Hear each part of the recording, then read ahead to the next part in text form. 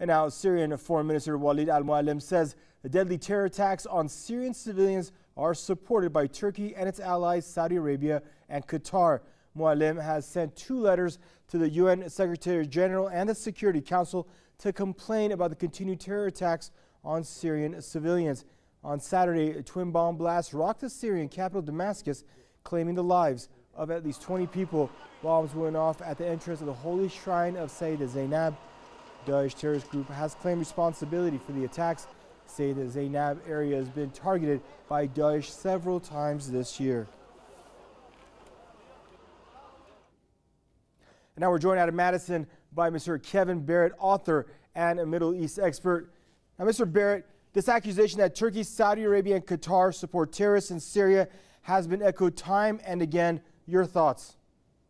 It's absolutely tragic the way the governments of these countries have been lured into this divide and conquer strategy, this 4th generation warfare strategy to break up the Islamic world in order to allow the Zionists and imperialists to continue to loot the resources and dominate the people of this region and keep them from realizing their true potential as a civilization and as a religious and spiritual group.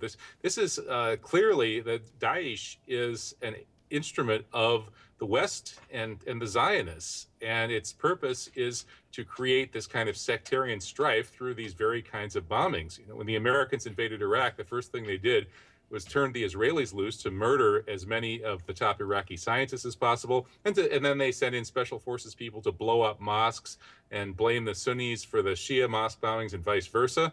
And we're seeing the results now. But why would the leadership of these Muslim countries go along with it, especially Turkey? I mean, you know, Qatar is Saudi Arabia. These countries are essentially, you know, gas stations for the West. They're not real countries. But Turkey is a very real Muslim country, and it has pretensions for leading the Islamic world. And it's absolutely tragic and beyond stupid for the Turkish government to have been lured into this trap in Syria and be supporting these horrific terror attacks that are simply stirring up sectarian strife and creating a situation that will continue to reverberate with bloodshed down through the years. It's time to stop it, and the Turkish government really needs to look in the mirror and ask itself why it's doing this. And when you said that the West, that they're a product of Western backing or whatnot, these terrorist groups, I mean, these groups, what possible place do they have in a civilized country's future landscape, Dr. Barrett? Well, obviously they have no future at all. But, you know, unfortunately, the way imperial powers have often operated is in a sort of Machiavellian fashion.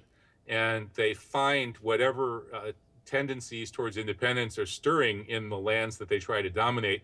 And then they move in and they take over these groups, they steer them, they create fake terror groups, they take tendencies that already exist and then turn them in a self-destructive direction.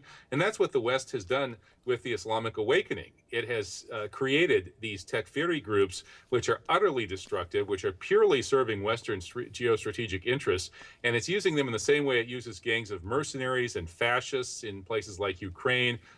All over the world, the United States government has been overthrowing the governments of foreign countries. Any government that asserts independence, the U.S. uses gangsters and thugs to destabilize and overthrow that government. And that's precisely what they're doing here.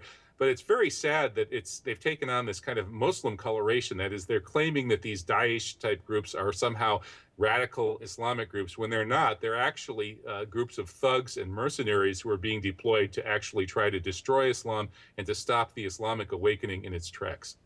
Thank you, Dr. Kevin Barrett, for joining us here on Press TV, author and Middle East expert, joining us out of Madison.